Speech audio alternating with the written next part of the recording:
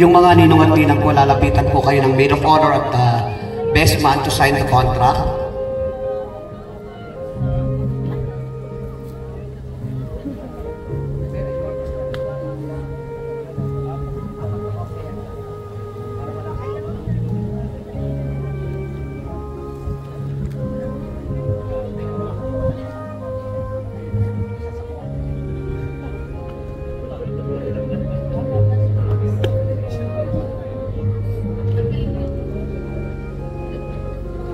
Ang kukunan lang po natin dito ay yung bridal entourage. Yung mga guests po natin ay kukunan kayo mamaya before we eat our dinner doon po sa, tatawagin ko po by table, okay? So please do stand by sa ating po mga ninong at ninang to sign the contract.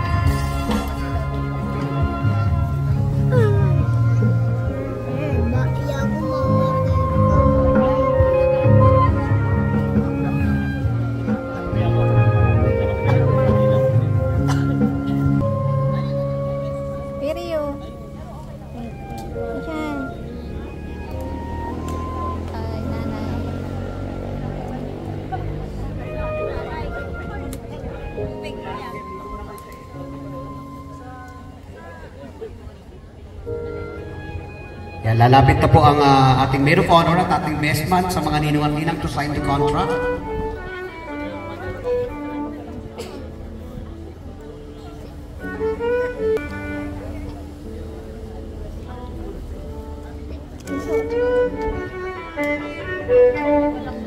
Walang ano.